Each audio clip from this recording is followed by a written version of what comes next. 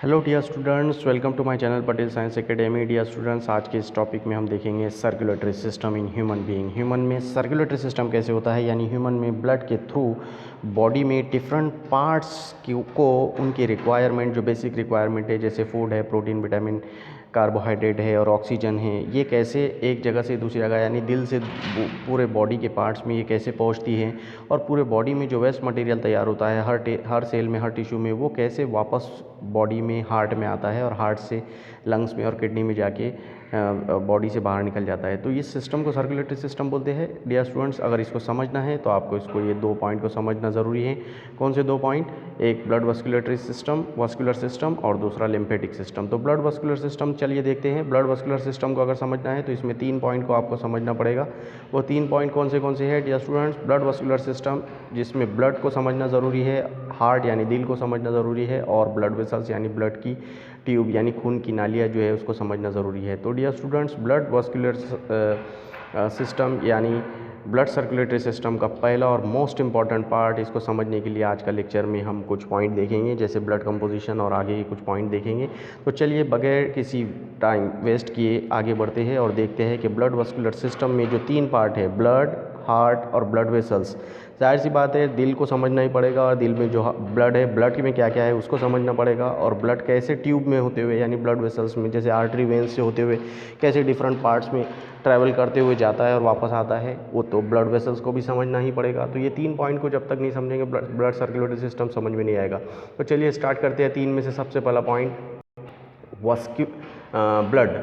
Okay dear students, तो सबसे पहले आपको क्या देखना पड़ेगा? ब्लड का कंपोजिशन, और बाद में देखेंगे ब्लड का कोआगुलेशन का प्रोसेस।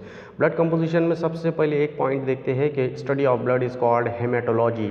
हेमेटोलॉजी बायोलॉजी की ऐसी ब्रांच है जिसमें हम ब्लड के बारे में पढ़ाई करते हैं, स्टडी करते हैं। तो ये समझने के लिए आप याद रखिए। दूसरा पॉइंट, एक एवरेज बॉडी में, एक एवरेज एडल्ट की बॉडी में ब्लड कितना रहता है? 4 से 6 लीटर रहता है, यानी एक इंसान के वज़न का 8%।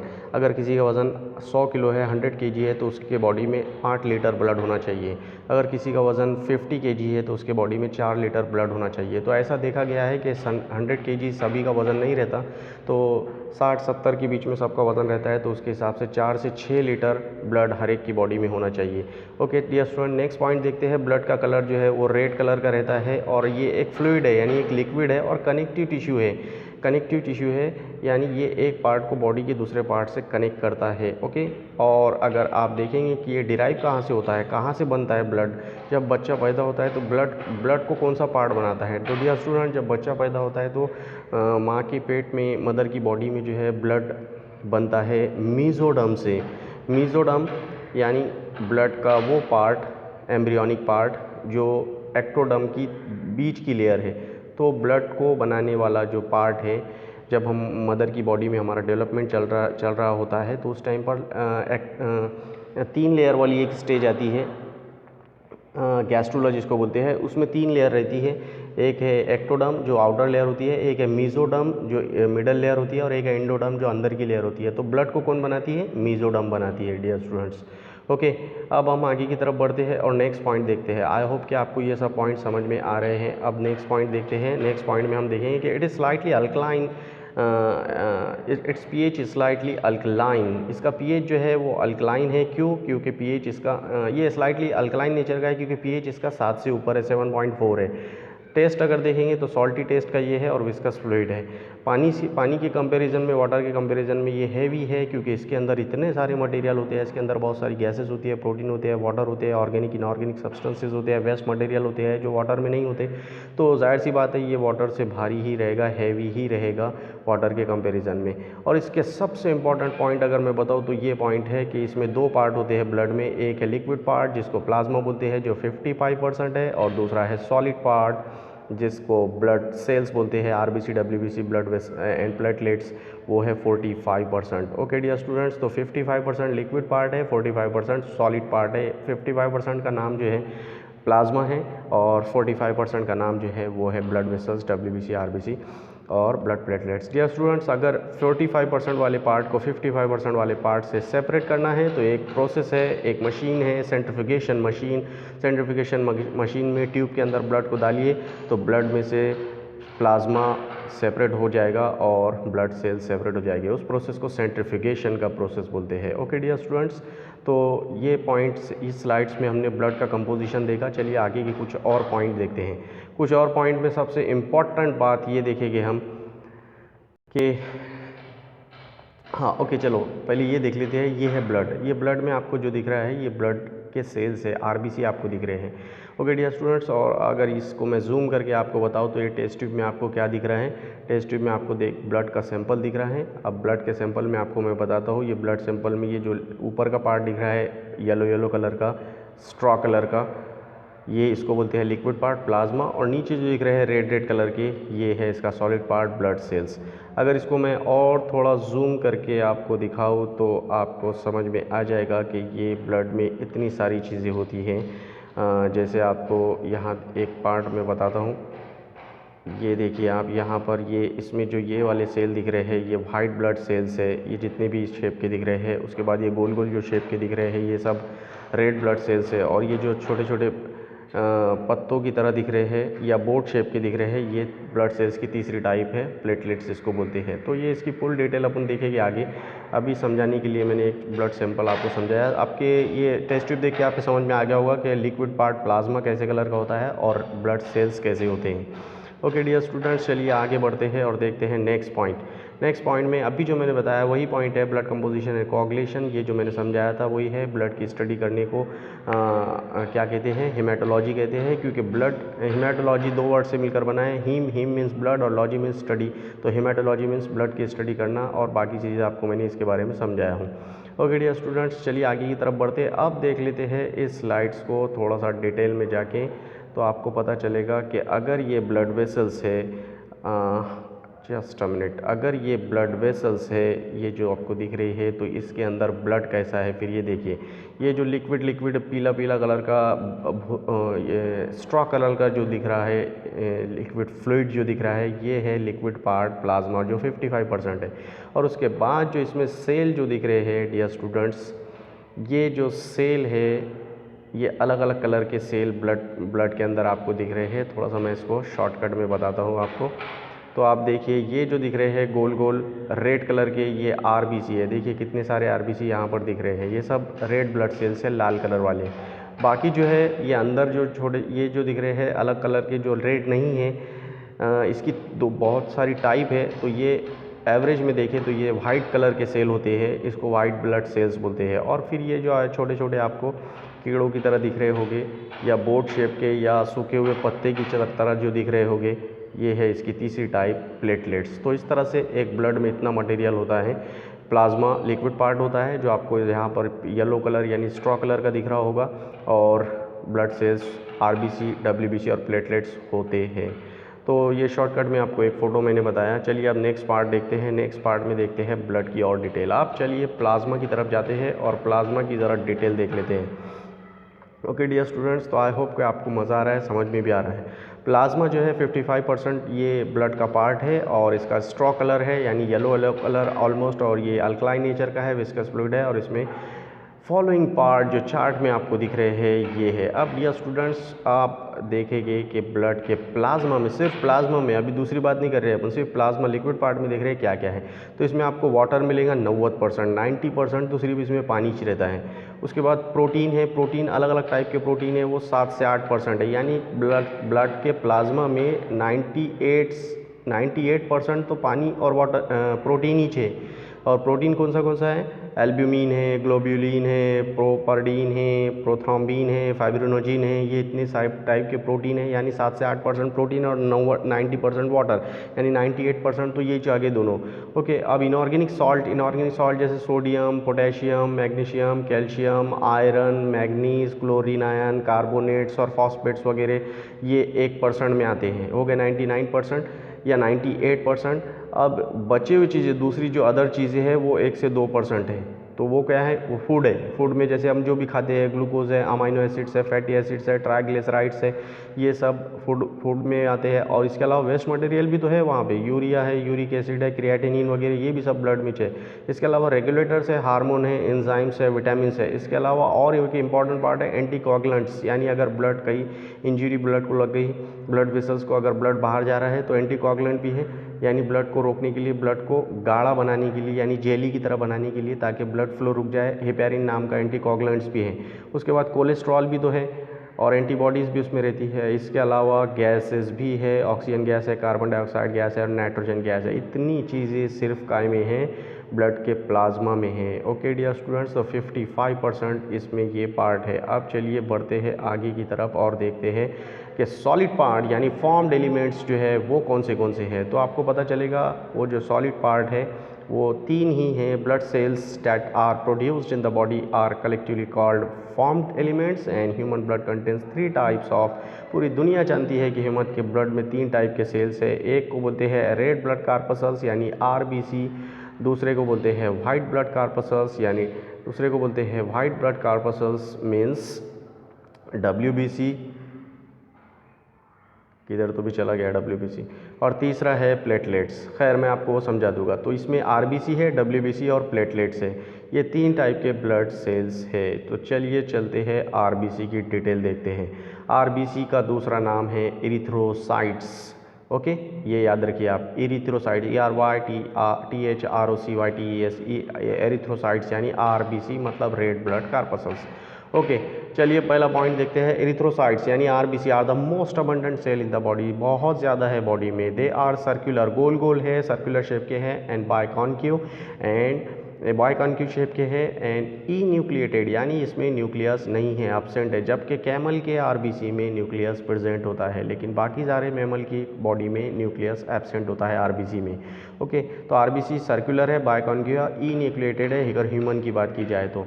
Okay, they are red in colour. सबसे इंपॉर्टेंट पॉइंट डियर स्टूडेंट्स, सबसे इंपॉर्टेंट पॉइंट अगर RBC का देखें तो यही पॉइंट इसमें आना चाहिए कि they are red in colour. Colour इनका रेड है और क्यों है उसके पीछे एक वजह है, क्योंकि रेड कलर का एक पार्ट इसमें है जिसका नाम है हीमोग्लोबिन। इसके साइटोप्लाज्म में हीमोग्लोबिन रहता है और हीमोग्लोबिन क्या करता है, ऑक्सीजन गैस को अपने साथ कॉम्प्लेक्स बनाकर एक जगह से दूसरी जगह ले जा सकता है।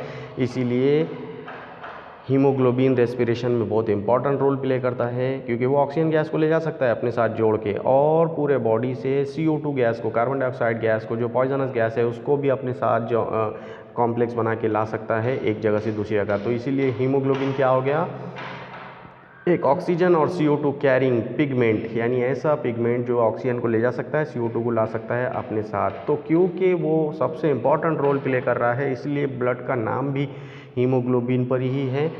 हीम इसमें जो वर्ड आता है वो इसी बात को दिखाता है। तो इसका कलर रेड है, रेड इसलिए है क्योंकि इसमें हीमोग्लोबिन प्रेजेंट होता है, और हीमोग्लोबिन का भी मैंने फंक्शन आपको बताया कितना इंपॉर्टेंट फंक्शन है।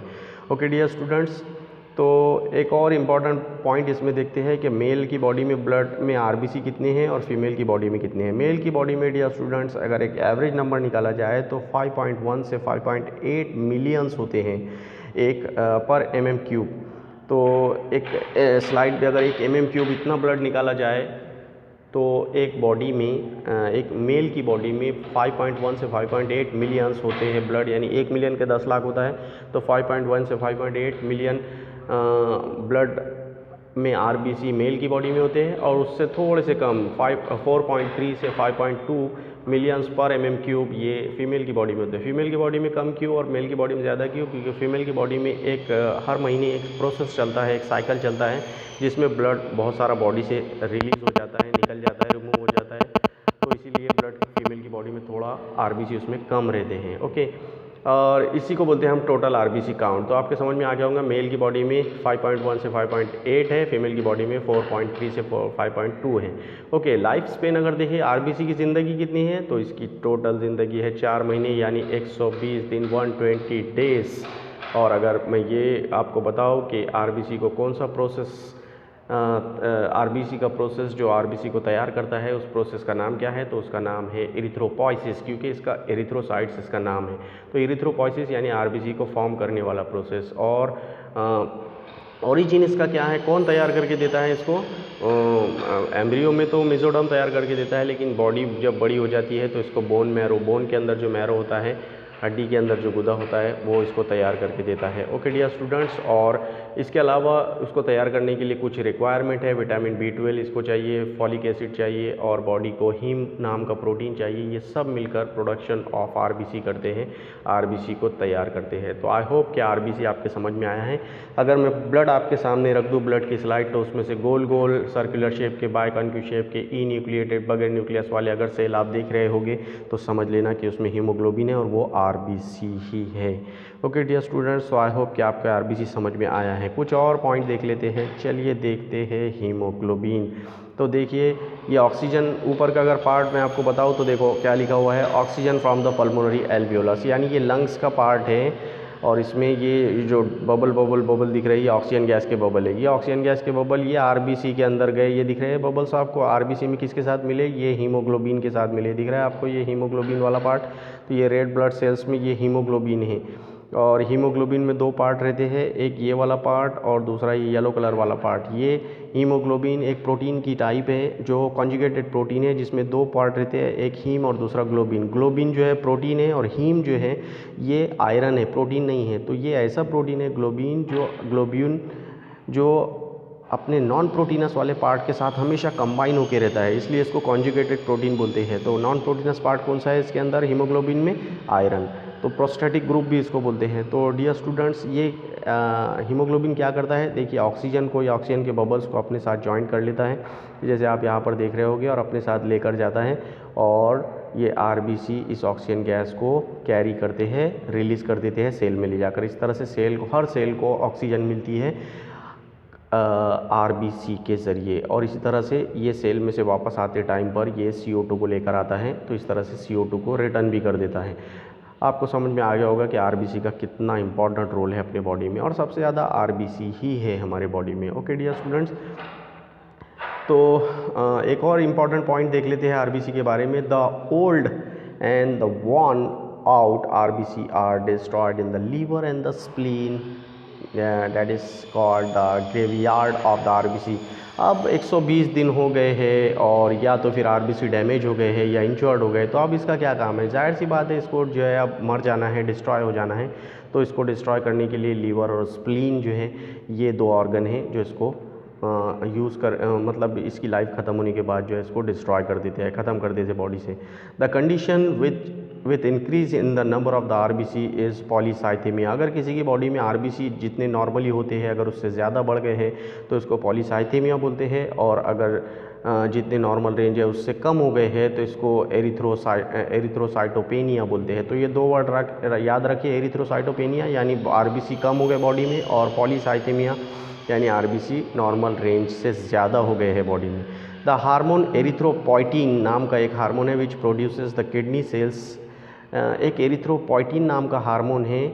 एरिथ्रोसाइट से आप समझिए, एरिथ्रोसाइट्स यानी RBC, तो एरिथ्रोपोइटीन नाम का एक हार्मोन है जो किडनी के सेल जो है प्रोड्यूस करते हैं। वो क्या करता है? ये एरिथ्रोपोइटीन नाम का हार्मोन जो किडनी के सेल ने प्रोड्यूस किया, वो स्टिमुलेट करता है किसको? बोन मैरो को। और काय के लिए? कि भैया पुराने RBC तो ख़त्म हो गए हैं, 120 दिन हो गए हैं ख़त्म, तो इसलिए अब नए वाले RBC तैयार करो। तो उसको इसके लिए ये एरिथ्रोपोइटीन नाम का हार्मोन काम में आता है और बोन मैरो के सेल को स्टिमुलेट करता है, और ये RBC का इस तरह से नए RBC जो है बॉडी में तैयार करके देता है bone marrow. Okay, matured erythrocyte is devoid of nucleus, mitochondria और other membrane bound cells organelles. Its cytoplasm stroma is rich in hemoglobin and oxygen carrying proteinaceous pigment that gives a red color to the RBC. तो dear student, ये तो point मैंने आपको पहले ही बता दिया कि ये इसमें हीमोग्लोबिन है। फंक्शन अभी देखें तो वही फंक्शन है जो जिसकी डिटेल मैंने आपको बताया हूँ। Erythrocytes are responsible for the transport of the respiratory gases, that is oxygen gas and CO2 gas. या ऑक्सीजन गैस CO2 गैस को ट्रांसपोर्ट करने में सबसे इंपॉर्टेंट रोल प्ले करता है, क्योंकि इसके पास है हीमोग्लोबिन, और pH मेंटेन करने में हेल्प करता है और ब्लड की विस्कोसिटी को मेंटेन करता है। They also contributes the process of blood clotting. जब ब्लड बॉडी की वेसल्स जो है उसको इंजरी लग जाती है तो उस टाइम पर ब्लड क्लॉट करने में, यानी ब्लड को लिक्विड फॉर्म से जेली की फॉर्म में, सॉलिड जेली की फॉर्म में लाने का काम, ब्लड क्लॉटिंग ये भी करने के काम में आरबीसी आते हैं। ओके डियर स्टूडेंट्स, उसके बाद चलिए आप चलते हैं नेक्स्ट इम्पॉर्टेंट पार्ट की तरह। ब्लड वेसल्स का सबसे इम्पॉर्टेंट रोल प्ले करने वाला ब्लड वेसल्स में, ब्लड के अंदर जो सेल है वो वाइट ब्लड सेल्स ही है। तो डियर स्टूडेंट चलिए स्टार्ट करते हैं वाइट ब्लड सेल्स यानी WBC, जिसका साइंटिफिक नेम है ल्यूकोसाइट। जैसे RBC का एरिथ्रोसाइट्स है, इसका ल्यूकोसाइट्स है। पहला पॉइंट देखते हैं, ल्यूकोसाइट्स आर कलरलेस, इसका कोई कलर नहीं है। न्यूक्लिएटेड, इसमें न्यूक्लियस प्रेजेंट है। एमीबॉइड सेल्स, एमीबा की तरफ ये जो है दिखने वाले सेल्स है। लार्जर देन RBC, या RBC के मुकाबले में बड़े हैं। Due to their amoeboid movement, क्योंकि ये मूवमेंट कर सकते हैं। RBC मूवमेंट नहीं कर सकता, लेकिन WBC एक जगह से दूसरे जगह मूव कर सकते हैं। एमीबा की मूवमेंट कर सकते हैं, एमीबा की तरह चल सकते हैं स्यूडोपोडिया के थ्रू। तो dear student they can move out of the capillary walls, capillary की वॉल में से जा सकते हैं by the process of diapedesis. Diapedesis करके वो कैपिलरीज में यानी ब्लड वेसल्स में से मूव कर सकते हैं। तो ये सबसे इंपॉर्टेंट पार्ट हमने देखे WBC। एक तो ये कलरलेस है, दूसरा न्यूक्लियस इसमें है, और तीसरा सबसे इंपॉर्टेंट ये मूवमेंट करते हैं डायपेडेसिस करके। ओके, एक और फंक्शन देख लेते हैं। नॉर्मल एडल्ट, एक नॉर्मल एडल्ट की बॉडी में WBC कितने हैं? RBC को याद रखिए आप कितने हैं। WBC देखिए 5000 से 11000 पर mm³ ऑफ ब्लड। एक mm³ यानी एक दो ड्रॉप, एक आध ड्रॉप अगर लिए mm³ में अगर उसको डालें स्लाइड के ऊपर, तो एक ड्रॉप के अंदर 5000 से 11000 WBC मिलेगी। जबकि RBC आप अंदाज़ा भी लगा सकते नहीं लगा सकते कि RBC और WBC के काउंट में कितना नंबर है। इसीलिए अबंडेंट सेल है RBC, लाखों में है, और ये हज़ारों में है WBC। ओके, decrease in the number of WBC less than 4000 is called leukopenia.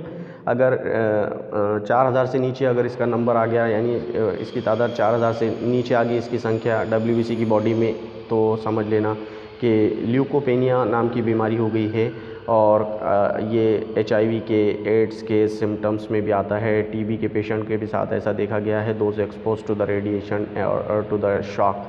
Okay dear students, उसके बाद देखते हैं temporary increase in the number of the WBC is called leucocytosis. अगर टेम्परेरी तौर पर अगर WBC बढ़ रहे हैं तो ल्यूकोसाइटोसिस उस प्रोसेस को बोलते हैं। It is due to the infection के कारण ऐसा हो सकता है, बॉडी में WBC बढ़ सकते हैं। And it is also occurs during the pregnancy and in the new born babies. New born baby में भी ऐसा होता है, और प्रेगनेंसी के टाइम पर ऐसा हो सकता है कि टेम्परेरीली थोड़ी दिन के लिए या कुछ घंटों के लिए WBC के नंबर बढ़ जाए। लेकिन हमेशा के लिए अगर परमानेंटली अगर ऐसा हो रहा है तो समझ लीजिए ये एक बीमारी है। Uncontrol increase in the number of the WBC in the blood in the type of the blood cancer. जैसे ब्लड कैंसर में WBC बहुत ज़्यादा कंट्रोल के बाहर जो है बढ़ने लगते हैं, तो उस कंडीशन को ल्यूकेमिया बोलते हैं, और ल्यूकेमिया कैंसर की एक टाइप है।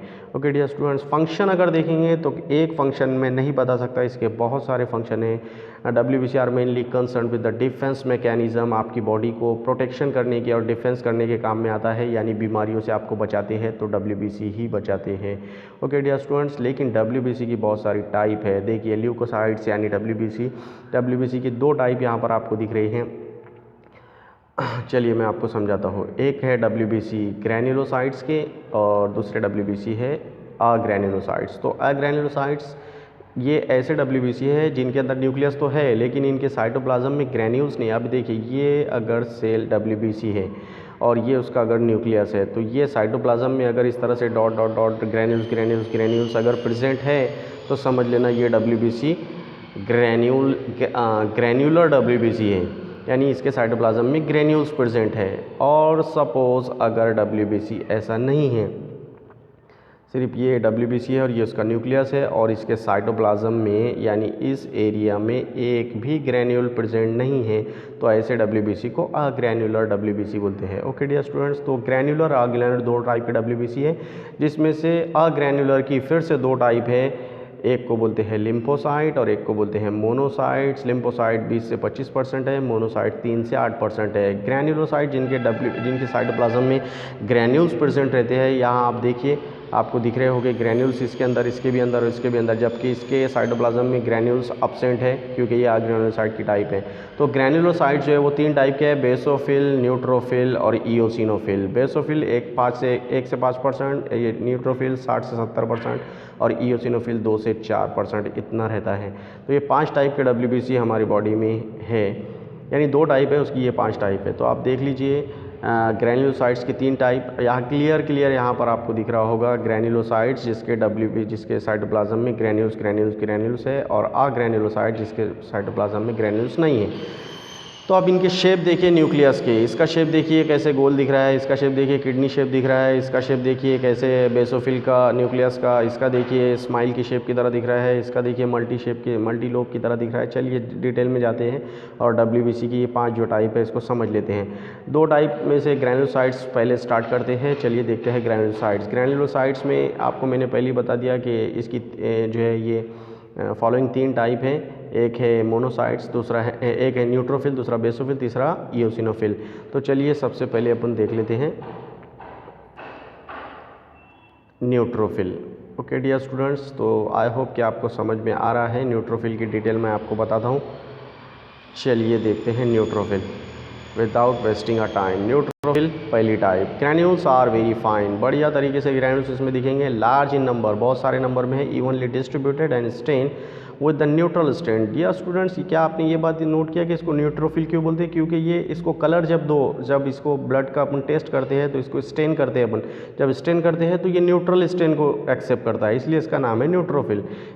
ओके, और न्यूट्रोफिल अगर देखें तो 70% है टोटल WBC में, यानी सबसे ज़्यादा न्यूट्रोफिल ही है। एंड दीज आर स्पेरिकल, ये भी गोल शेप के हैं। न्यूक्लियस इज सेवरल लोब्ड, और इसके जो न्यूक्लियस है वो सेवरल लोब्ड वाला होता है, यानी इसमें इतने सारे अलग अलग लोब होते हैं न्यूक्लियस के अंदर, जो मैं अभी आपको ड्रॉ करके दे रहा हूँ। ओके डियर स्टूडेंट्स, तो ये न्यूक्लियस का शेप इसका ऐसा रहता है, बहुत सारे लोब उसमें होते हैं, ऑलमोस्ट 27 लोब होते हैं इसमें। These are able to perform amoeboid movement, ये एमीबॉइड मूवमेंट कर सकते हैं और फैगोसाइटोसिस भी कर सकते हैं, यानी डेड सेल जो होते हैं उनको ये निगल लेते हैं, खा लेते हैं। फंक्शन अगर इसके देखें न्यूट्रोफिल की, तो they are responsible for destroying the pathogens को डिस्ट्रॉय करने के काम में ये आते हैं, जिसको फैगोसाइटोसिस के ज़रिए ये करते हैं। यानी जो डेड बॉडी होती है, जो भी सेल की जो मर जाते हैं उनको ये खा लेते हैं, या कोई बॉडी में जो लिविंग ऑर्गेनिज्म आता है जो अपने को बीमार करता है, तो जब हमारी बॉडी उससे लड़कर उसको मार देती है तो ये उसको खा लेती है, उसकी डेड बॉडी को। पस is mixture of dead neutrophils, damage tissue and the dead microbes. तो पस जो होता है, कभी कभी देखिए फोड़ा वगैरह हो जाता है, तो वो क्या रहता है पस, उसमें डेड मरे हुए न्यूट्रोफिल रहते हैं, डैमेज टिश्यू रहती है और डेड माइक्रोब्स रहते हैं, यानी सब गंदगी उसमें भरी हुई रहती है। तो ये काम है डियर स्टूडेंट न्यूट्रोफिल का। चलिए अब देखते हैं बेसोफिल की थोड़ी सी डिटेल और चलते हैं बेसोफिल की तरफ। Basophil, these cells have very few granules of large size and stain with a basic stain like a methylene blue. इसकी अगर बात करें हम, तो ये इसको बेसोफिल नाम इसलिए दिया गया है क्योंकि ये बेसिक स्टेन को एक्सेप्ट करते हैं। जैसे ये न्यूट्रल स्टेन को न्यूट्रल कलर को लेते थे टेस्टिंग के दौरान, ये बेसिक कलर को लेते हैं मिथिलीन ब्लू नाम का, इसलिए इसको बेसोफिल बोला गया है। लार्ज साइज़ के रहते हैं, ग्रैन्यूल्स इसमें थोड़े से रहते हैं। Basophils they are non phagocytic, ये फैगोसाइटोसिस नहीं कर सकते, छोटे से रहते हैं, स्मॉल रहते हैं, स्पेरिकल शेप गोल रहते हैं, अबाउट 0 to 5%, आधे से 1% ये WBC में है। और न्यूक्लियस इज ट्विस्टेड, इसका न्यूक्लियस जो है ट्विस्टेड रहता है, अभी मैं फ़ोटो में आपको फिर से बताऊँगा। ओके, तो ये है बेसोफिल का काम।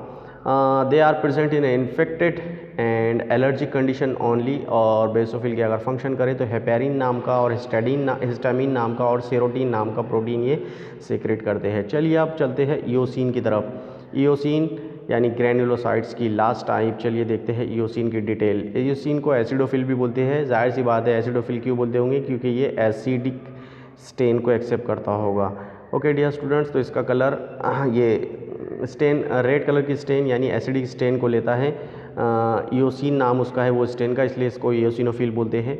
एसिडिक स्टेन वो है। इओसिन जो है 1 से 3% है टोटल WBC में। इसका जो न्यूक्लियस है वो बाय लोब का है, यानी एक ये लोब और दूसरा ये लोब। स्माइल की तरह फोटो इसकी दिखेंगी न्यूक्लियस की, इसमें 2 लोब रहते हैं, एक ये और दूसरा ये। तो इस तरह का जो न्यूक्लियस वाला सेल आपको दिखेगा तो वो समझ लेना आप इओसिनोफिल है। मल्टी लोब दिखेगा समझ लेना न्यूट्रोफिल है। ट्विस्टेड दिखेगा समझ लेना बेसोफिल है। Okay, they destroy antigen antibody complex by phagocytosis, ये भी फैगोसाइटिस करके एंटीजन एंटीबॉडी कॉम्प्लेक्स को डिस्ट्रॉय कर देते हैं। They are also responsible for the detoxification as they produce antitoxin, antitoxin ये प्रोड्यूस कर सकते हैं, इसलिए डिटॉक्सिफिकेशन करके ये बॉडी को क्लियर करते हैं। ओके, तो ग्रैन्युलोसाइट्स की 3 टाइप हमने देख ली है। चलिए अब चलते हैं अग्रैन्युलोसाइट्स की तरफ और अग्रैन्युलोसाइट्स में देखते हैं इसकी full detail. Okay dear student, चलिए अग्रैन्युलोसाइट्स की आपको पहले ही बता दिया मैंने, इसकी 2 टाइप है। 2 टाइप में चलिए पहले सबसे पहले देखते हैं लिम्फोसाइट किसको बोलते हैं। Lymphocytes are the smallest of all WBC, WBC में सबसे छोटा cell lymphocytes have a large spherical nucleus, इसका बहुत बड़ा न्यूक्लियस होता है लेकिन गोल गोल शेप का होता है। अगर ये लिम्फोसाइट्स है तो इसका बड़ा सा न्यूक्लियस है गोल गोल शेप का, इसको आप इस तरह से पहचान लेंगे कि बड़ा वाला न्यूक्लियस इसमें रहता है। They constitute 25 to 30%, total WBC में 25 से 30% है। और depending upon the function 2 types of lymphocytes are present in the beta as a B lymphocytes and T lymphocyte, 2 lymphocyte है बी और टी लिम्फोसाइट्स। बी लिम्फोसाइट्स क्या है, mature in bone marrow, bone marrow में जाके mature होते हैं, responsible for the antigen production, antigen बनाते हैं और आपकी बॉडी को डिजीज से पैथोजन से बचाते हैं। और टी लिम्फोसाइट्स का क्या काम है, मैच्योर्ड इन थाइमस, ये थाइमस में जाके मैच्योर्ड होते हैं, responsible for the cell mediated immunity. उसके बाद helper T cell, killer T cell, memory T cell, suppressor T cells are 4 main types of T lymphocytes. T lymphocyte की फिर ये 4 और मेन टाइप है। ओके डियर स्टूडेंट्स, तो ये थोड़ी सी डिटेल हमने लिम्फोसाइट्स की देखी। अब एक पार्ट बचा हुआ है, चलिए देखते हैं। फिर से डायग्रामेटिकली देख लेते हैं। ये तो आपको समझ में आ गया होगा, ये है आरबीसी, गोल गोल है, न्यूक्लियस इसमें एब्सेंट है। उसके बाद है अभी मैंने जो आपको बताया लिम्फोसाइट्स, देखिए छोटा सा है और बड़ा वाला इसमें न्यूक्लियस है। उसके बाद न्यूट्रोफिल, देखिए इसमें लोब, बायलोब, मल्टी लोब ये है, देखिए कितने लोब है, न्यूक्लियस का शेप देखिए कैसा है। उसके बाद बेसोफिल, बेसोफिल में जो है ये ट्विस्टेड शेप का न्यूक्लियस है। और उसके बाद है इओसिनोफिल, इओसिन में देखो 2 लोब होते हैं, ये स्माइल की तरह मैंने बना के बताया था आपको, ठीक है। ये तो हो गए अग्रैन्युलोसाइट्स, ग्रैन्युलोसाइट्स। अब अग्रैन्युलोसाइट्स में मैंने आपको लिम्फोसाइट बताया। मोनोसाइट्स भी आप देख लीजिए, सबसे बड़े डब्ल्यूबीसी है और किडनी शेप का इनका न्यूक्लियस रहता है। और फिर उसके बाद है प्लेटलेट, सबसे छोटे, और इसमें भी न्यूक्लियस एब्सेंट होता है, लेकिन वो उसकी डिटेल मैं आपको बता दूँ बाद में। ओके, चलिए आगे बढ़ते हैं, देखते हैं मोनोसाइट्स। मोनोसाइट्स की detail, monocytes are the largest of all WBC, WBC सबसे बड़े cell monocytes. Nucleus larger bean shape, kidney shape का रहता है, 3 से 5% टोटल में, और 3 से 5% टोटल बॉडी में। And monocytes are active motile, give rise the macrophages, macrophages का रूप ये धारण करते हैं और छोटे छोटे डेड सेल्स को ये खा लेते हैं। उसके बाद यही इसका सबसे इंपॉर्टेंट फंक्शन है। फंक्शन में अगर डिटेल में जाएंगे तो they are mainly phagocytic and destroy the bacteria and dead और damage tissue by the phagocytosis.